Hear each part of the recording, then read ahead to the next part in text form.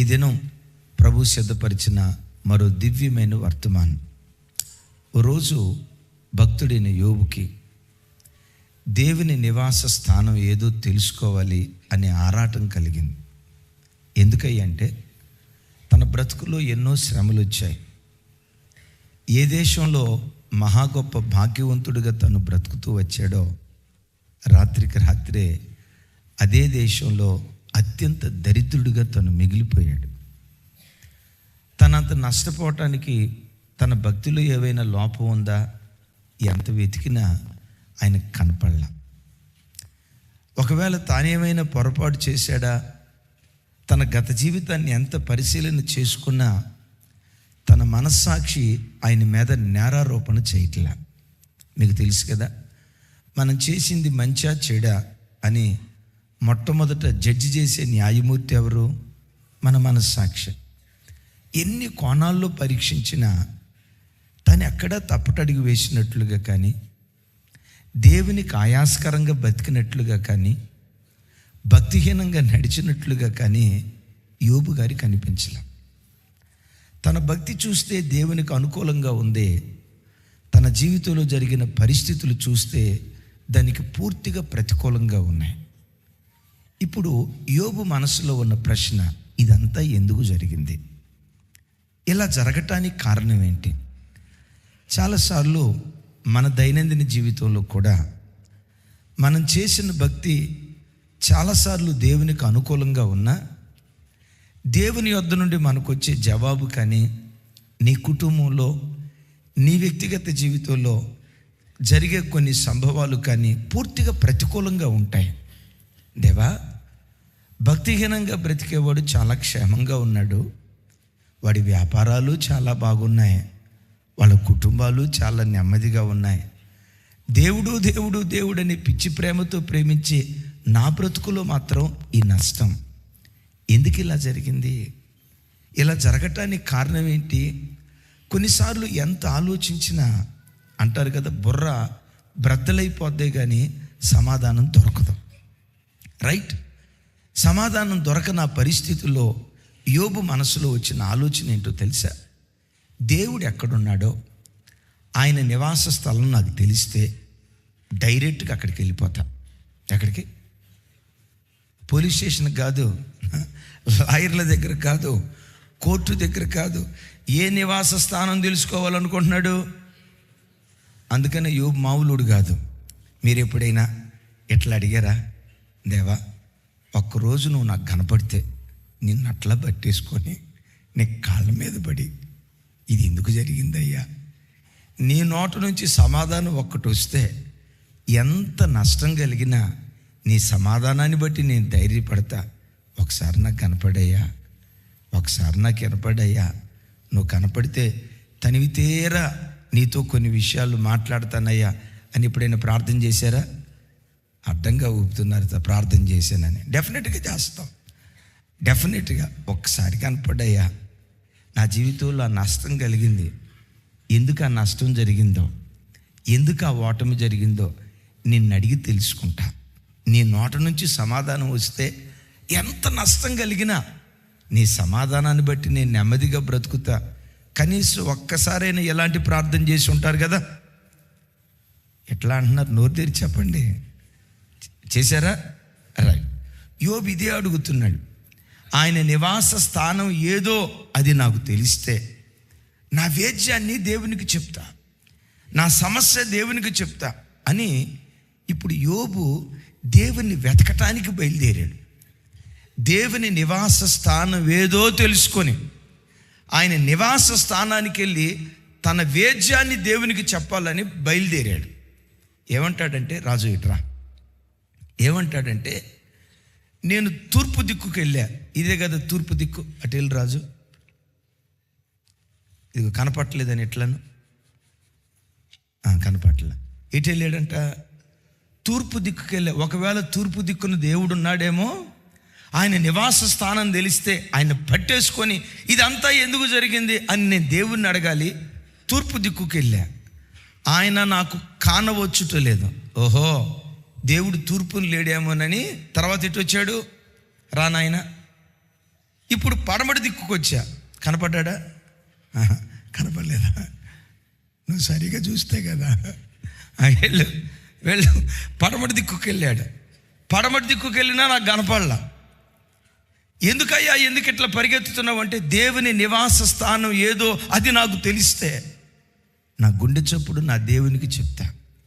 నా చుట్టూతో ఉన్నవాళ్ళు మూలిగే నక్క మీద తాటికాయ పడ్డట్లు, ఎద్దు పుండు కాకికి ముద్దు అన్నట్లు వేదనతో నేను అల్లాడిపోతూ ఉంటే, ఏ పాపం చేయటాన్ని బట్టి నీకు ఈ కీడు జరిగిందో, నీ పిల్లలు చచ్చిపోవటానికి ఏ పాపం చేశారో నీ పిల్లలో, అవును ఆస్తిపరుడు కదా గర్వించావు, నీ గర్వాన్ని బట్టే ఉన్నదంతా ఒకే రోజు దేవుడు ఊడ్చేశాడు, నీకు ఈ నష్టం కలగటానికి నీ పాపమే అందరు అంటున్నారయ్యా. నీ పాదాలు పట్టుకొని అడుగుతానని పడమటి దిక్కుకి వెళ్ళాడట. దేవుడు కనపడలా. ఇప్పుడు ఏ దిక్కుకి వెళ్ళాడో తెలుసా? దక్షిణ దిక్కుకి వెళ్ళాడు. అటు వెళ్ళినైనా ఇజ్రాయేలీట్రా, అక్కడ నిలబడు, అటు తిరుగుండి అంతే. దక్షిణ దిక్కుకి వెళ్ళాడట. దక్షిణ దిక్కుకి వెళ్ళినా దేవుడు కనపడలేదట. ఇక మిగిలిపోయిన దిక్కేది? అక్కడ అంటాడు, ఇప్పుడు నేనేం చేశానంటే తన కార్యాలు జరిగించు ఉత్తర దిక్కునకు నేను వెళ్ళా. తిరుగు. ఉత్తర దిక్కునకి వెళ్ళా. ఉత్తర దిక్కునకి వెళ్తే అక్కడ ఆయన నాకు కనపడలేదు. దక్షిణమునకు దేవుడు తన ముఖాన్ని తిప్పుకున్నాడు అంటాడు. ఆయన ఇటువైపు ముఖాన్ని తిప్పుకున్నాడు, ఈయన ఇటువైపు వెళ్ళాడు. అటు వెళ్ళి ఏమంటాడు, నాయనా యోబు దేవుడు కనపడుతున్నాడా? కనపడలేదు. అదిగో ఎదురే ఉన్నాడు. విన్నారా? చూడండి, యోబు అనుకుంటాడు ఆయన నాకు కనపడలేదని, కానీ ఆయన ఎటువైపు చూస్తున్నాడు? యోబు వైపే చూస్తున్నాడు. యోబు వైపే చూస్తున్నాడు. నా ప్రభు బిడ్డలారా వెళ్ళిపోండి. నా ప్రభు బిడ్డలారా, కొన్నిసార్లు దేవుడు నన్ను విడిచిపెట్టాడేమో, దేవుడు నన్ను మరిచిపోయాడేమో మనుషులుగా మనం అనుకుంటాం. నీకు తెలుసా, నీ కష్ట స్థితిలోనే మరి ప్రత్యేకంగా నీ వైపు తదేకంగా దేవుడు చూస్తాడు. శ్రమల మధ్యలో నలిగిపోయేటప్పుడు నీ వైపే దేవుడు చూస్తాడు. ఎందుకో తెలుసా? ఈ బిడ్డ ఏవని ప్రార్థన చేస్తాడో ఈ ప్రార్థన విని బిడ్డకు ప్రతిఫలం నేను దయచేయాలి. ఏవని నన్ను స్తుతిస్తాడో స్తుతికి తగినట్లుగా తన స్థితిగతులు మార్చాలి. ఏమని నా సన్నిధిలో విజ్ఞాపన చేస్తాడోనని శ్రమల మధ్యలో నువ్వు కొట్టమిట్టేటప్పుడు, బాధల వలయంలో చిక్కుకొని వేదనతో నువ్వు అల్లాడిపోయేటప్పుడు ప్రజలంతా నిన్ను చులకన చూపు చూస్తారేమో, కానీ నా దేవుడు నీ వైపే తదేకంగా చూస్తూ ఉంటాడు. ఓసారి దేవుడు భక్తి కలిగిన మనిషి ఇద్దరు అలా నడుచుకుంటా వెళ్తున్నారట. దేవుని చేతిలో ఈయన చేయేసాడు, ఆయన చేయిని దేవుడు పట్టుకున్నాడు. ఈ సంవత్సరం జనవరి నెల మన క్యాలెండర్ మీద ఉన్న వాగ్దానం ఏంటంటే, రాగల 2020 సంవత్సరం అంతా దేవుడు మన కుడి చేతిని పట్టుకొని నడిపించబోతున్నాడు. ఆమెన్. ఏ చెయ్యి అలాగని ఎడం చేయి పట్టుకోవడని అనుకోకండి. సర్వ శరీరాలు ఆయన సొంతం, రైట్? సో దేవుడు ఆయన కుడి చేతిని పట్టుకొని నడిపించుకుంటూ ఆ సముద్ర తీరంగా నడుచుకుంటూ వెళ్తూ అవతలకు వెళ్ళారు. సరే, అతను తిరిగి వస్తున్నాడు.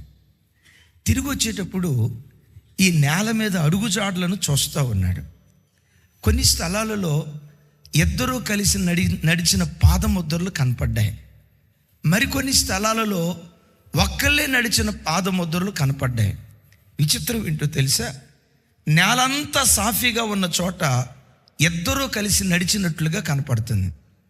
మొండ్ల తుప్పలు ఎదురైనప్పుడు, గాజు పెంకులు ఎదురైనప్పుడు, లోయలు ఎదురైనప్పుడు, నడవలేని స్థలాలు ఎదురైనప్పుడు ఒకే జత పాదముద్రలు నేల మీద కనపడుతున్నాయి. ఈయనకు అర్థం కాల.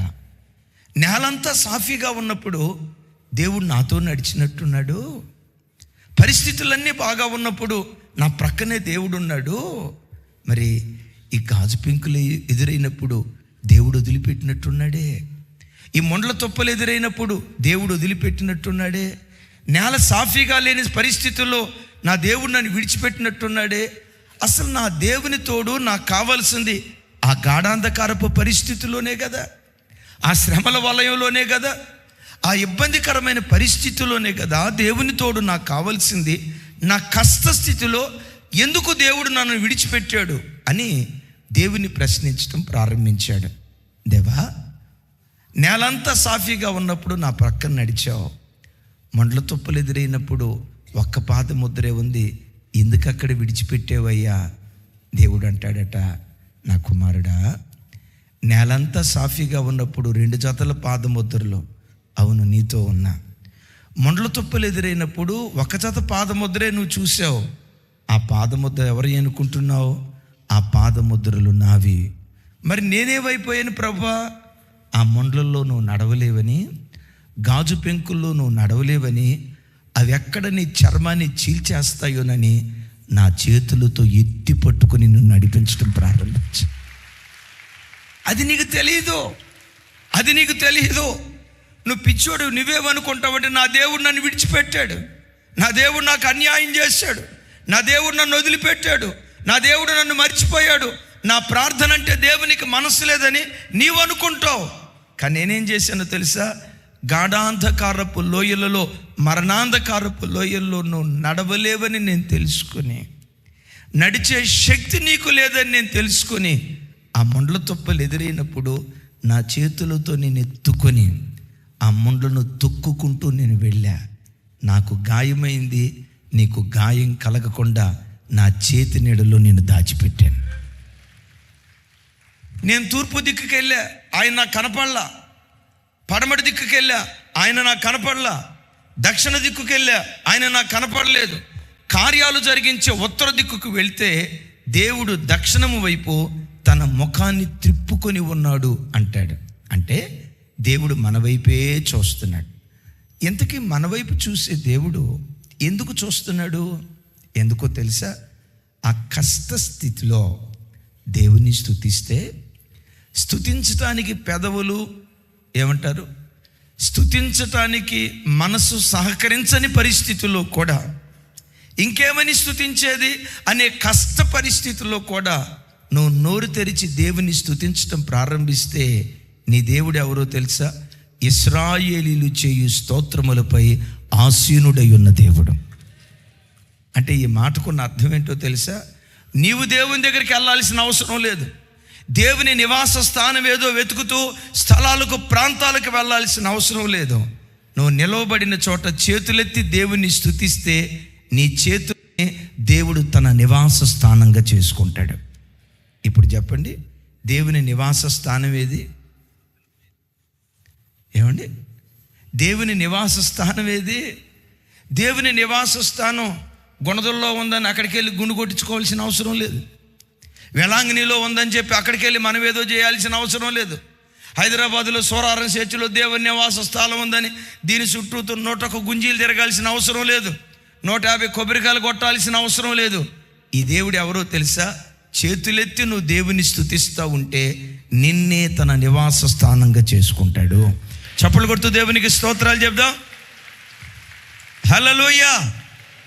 సరే, యూదులు దేవుని స్తుతించేటప్పుడు 7 ప్రత్యేకమైన పదాలు వాడతారు అని గత సండే ఫస్ట్ సెషన్లో, సెకండ్ సెషన్లో నేను వాక్యం పంచుకోవటం జరిగింది.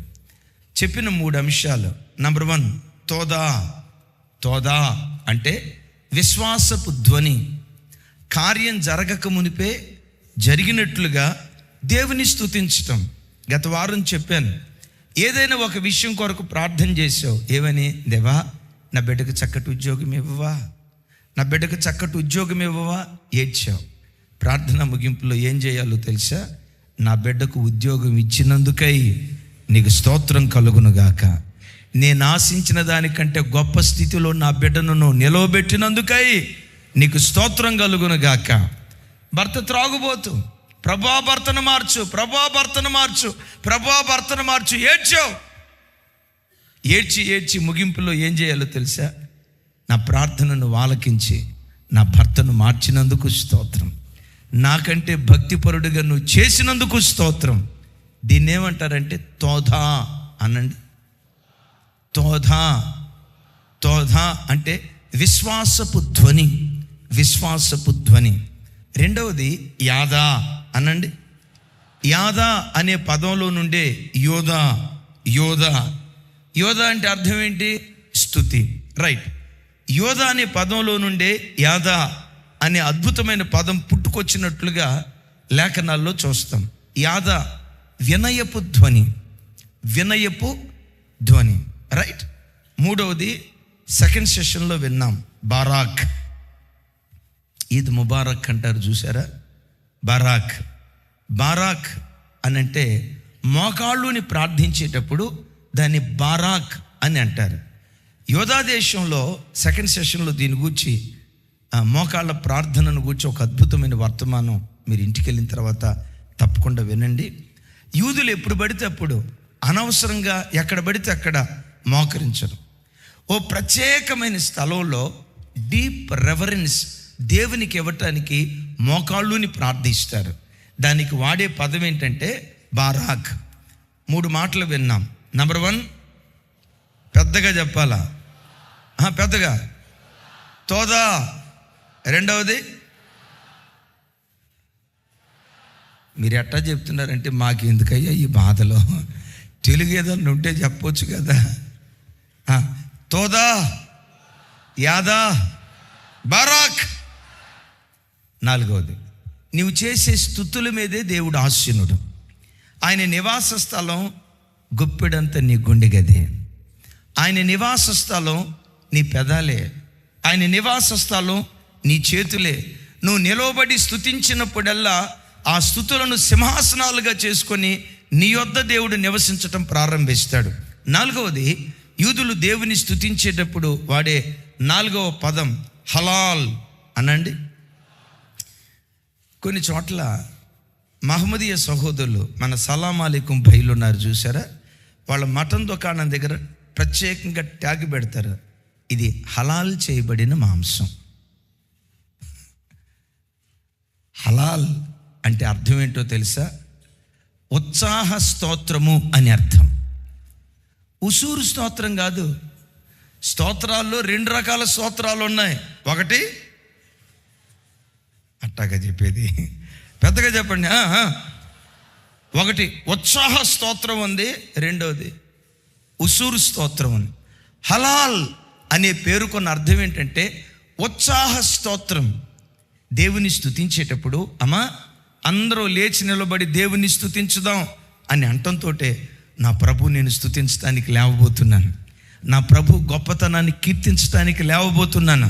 నా దేవుడు ఎంత గొప్పవాడో, ఆయన ఎంత మహనీయుడో, ఆయన ఔన్నత్యాన్ని స్తుతించడానికి కీర్తించడానికి నేను లేబోతున్నానని లేచేటప్పుడు ఎలా లేవాలి? రే కూర్చొని చదువుకో, రేపు ఎగ్జామ్స్ ఉన్నాయి, వచ్చే సంవత్సరం. మమ్మీ వచ్చే సంవత్సరం కదా, ఇంకా 9 నెలలు ఉన్నాయి, పర్వాలేదు, లేదు కూర్చొని చదువుకో అని. అప్పుడు కూర్చొని చదువుకోమన్నప్పుడు ఎట చదువుకుంటాడు తెలుసా? మొళ్ళ మీద కూర్చున్నప్పుడు ఎట్లుంటుందో అట్లా కూర్చుంటాడు. 1 గంట సేపు చదువుకున్న తర్వాత నాయన ఇప్పుడు నీకు లేజర్ అవర్, 1 గంట సేపు క్రికెట్ ఆడుకోనరా అని అన్నావు అనుకోండి, అప్పుడు ఆడు ముఖం ఉందో చూసారా? క్రిస్మస్ పండుగ జిగుజిగేలు పని వెలుగుతూ ఉంటుంది. ఇప్పుడు ఆట ఆడటానికి ఎట్లా బయలుదేరతాడు వాడు? ఆట ఆడటానికి ఎలా బయలుదేరతాడో దేవుని పిల్లలు దేవుని స్తుతించటానికి అలా లేచుదురుగాక. హలాల్ అంటే ఉత్సాహధ్వని. చూడండి కీర్తనల గ్రంథం 149వ కీర్తన 6వ చరణం నుంచి 9వ చరణం వరకు. 149వ కీర్తన నాతో కలిసి. వారి నోట దేవునికి చేయబడు ఉత్సాహ స్తోత్రములు ఉన్నవి. పెద్దగా చెప్పాలి. ఏ స్తోత్రాలు చెప్పాలి పెద్దగా, నా వైపు చూసి. వారి నోట దేవునికి చేయబడు అంటే ఆ స్తోత్రం ఎట్లా ఉండాలి? హలాల్. ఇంకోసారి హలాల్. హలాల్ అంటే ఉత్సాహ స్తోత్రము వారి నోట ఉన్నది. అలా ఉత్సాహ స్తోత్రం వారి నోట ఉండటాన్ని బట్టి ఆ ఉత్సాహ స్తోత్రం ఏం చేసిందో 7వ వచనంలో అంటాడు, అన్య జనులకు ప్రతిదండన చేయుటకును ప్రజలను శిక్షించుటకును 8వ వచనం, గొలుసులతో వారి రాజులను, ఇనప సంకెళ్లతో వారి గనులను బంధించుటకును, విధింపబడిన తీర్పు వారి మీద నడుపుటకును వారి చేతిలో 2 అంచులు కలిగిన ఖడ్గమున్నది. ఆయన భక్తులందరికీ ఘనత ఇదే. యెహోవాను స్తుతించుడి. క్రైస్తవుడికి ఏది ఘనత? ఆయన్ని స్తుతించటమే ఘనత. క్రైస్తవుడికి ఏది ఘనత? ఆయన్ని స్తుతించటమే ఘనత. క్రైస్తవుడికి ఘనత తెచ్చేది ఏది? స్తుతే నీకు ఘనత తీసుకొస్తుంది. అందుకని నేను ఎప్పుడు చెప్తా కదా, where there is praising there is raising. Where there is praising, నీ పరిస్థితులు ఎలాంటివైనా, ఒకవేళ నీ చుట్టూతో ఉన్న పరిస్థితులు ఏం చేశాడని దేవుని స్తుతించాలి అన్నట్లుగా చేదైన అనుభవాలు నీ చుట్టూతో ఉన్నా, గాఢాంధకారపు చీకటి నీ చుట్టూతో ఉన్నా, మరణాంధకారపు చీకటి నీ చుట్టూతో ఆవరించిన, ఏవని స్తుతించగలనయ్యా? ఇన్ని సంవత్సరాలు దేవుని నమ్మకంగా వెంబడించా. నేను నమ్మకంగా వెంబడిస్తే తగిన ప్రతిఫలం నాకు రాలేదే, ఏవని ఆరాధించగలను, ఏవని కీర్తించగలనని నీ చుట్టూతో ఉన్న పరిస్థితులు నీవు స్తుతించకుండా నోటిని మూసేసినట్లుగా ఉంటే, అలాంటి గడ్డు స్థితిలో కూడా హృదయమారా ప్రభువును స్తుతించగలిగితే హలాల్ ఏం చేస్తుందో తెలుసా? హలాల్ అనే పేరుకున్న మరో అర్థం వెలుగు అని అర్థం. ఉత్సాహంగా ప్రభువును స్తుతిస్తే నీ గాఢాంధకారపు చీకటిని మధ్యాహ్న కాల తేజస్సులాగా దేవుడు మారుస్తాడు. గట్టిగా చెప్దాం ఆమేన్. ఇప్పుడు ఈ వ్యక్తి మీదకి రాజులు వచ్చారు, అధిపతులు వచ్చారు. వాళ్ళందరి దగ్గర ఆయుధాలు ఉన్నాయి, వీళ్ళ దగ్గర ఏమీ లేదు. వీళ్ళ దగ్గర ఉన్న ఏకైక ఆయుధం స్తుతి అనండి. వీళ్ళ దగ్గర ఉన్న ఏకైక ఆయుధం స్తుతి అనండి. వీళ్ళ దగ్గర ఉన్న ఏకైక ఆయుధం ఏ స్తుతి, ఏ స్తోత్రం, ఏ స్తోత్రం, ఏ స్తోత్రం. భక్తుల నోట ఉత్సాహ స్తోత్రాలు ఉన్నాయి. నోటులోనేమో స్తుతి ఉంది, చేతిలోనేమో కత్తి ఉంది. ఏ కత్తిది? 2 అంచులు కలిగిన కత్తి. 2 అంచులు కలిగిన కత్తి అంటే ఏమనుకున్నారు? చెప్పాలి. 2 అంచులు కలిగిన కత్తి అంటే ఏమనుకున్నారు? మన చేతిలో ఉన్న ఈ పరిశుద్ధ గ్రంథమైన బైబిలే 2 అంచులు కలిగిన కత్తి. ఒక అంచేమో పాత నిబంధన, ఇంకొక అంచేమో క్రొత్త నిబంధన. ఇప్పుడు నా వైపు చూడండి. నోటేమో స్తుతి, నోటిలో స్తుతి, చేతిలో కత్తి. ఈ 2 ఉండటాన్ని బట్టి ఏం జరిగిందో తెలుసా? అయ్యా, శత్రువులు వచ్చారు, నీకు స్తోత్రం. ఇదిగో యుద్ధం చేయటానికి వచ్చారు, నీకు స్తోత్రం. వారి చేతిలో ఆయుధాలు ఉన్నాయి, నీకు స్తోత్రం. మేం బలహీనులు, నీకు స్తోత్రం అని ప్రభుని స్తుతిస్తూ ఉంటే ఈ స్తుతే సంకెళ్ళుగా మారి రాజులను బంధించటం ప్రారంభిస్తుందట, అధికారులను బంధించటం ప్రారంభిస్తుందట.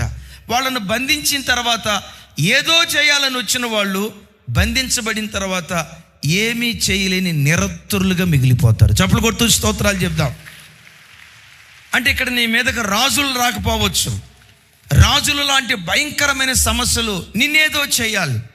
అది ఆర్థిక సమస్య కానీ, అనారోగ్య సమస్య కానీ, వ్యాపారం సరిగ్గా జరగని పరిస్థితి కానీ, భార్యాభర్తల మధ్యలో అసమాధానం కానీ, పిల్లల జీవితాల్లో కోరుకున్న భవిష్యత్తు చూడలేని దయనీయ స్థితి కానీ, అలాంటి స్థితులు చూసినప్పుడు నువ్వు అనుకుంటావు, అయ్యో ఈ సమస్యలు నన్ను ముంచేస్తాయేమో, ఈ ప్రతికూల పరిస్థితులు నా జీవితాన్ని పాడు చేస్తాయేమో, నా కుటుంబాన్ని మింగేస్తాయేమో అనే సంక్లిష్ట స్థితిలో కూడా విశ్వాసంతో నిలవబడి దేవునికి హలాల్ చేయి. ఆ హలాల్ ఏం చేస్తుందో తెలుసా? నీ ప్రతి సమస్యను బంధించి ఏదో చేస్తుంది అని అనుకున్న సమస్య నిన్నేమీ చేయకుండా ఆ సమస్య నువ్వు శిఖరం ఎక్కటానికి దేవుడు కృప చూపించును గాక. చప్పట్లు కొడుతూ స్తోత్రాలు చెప్దాం, గట్టిగా చెప్దాం హల్లెలూయా.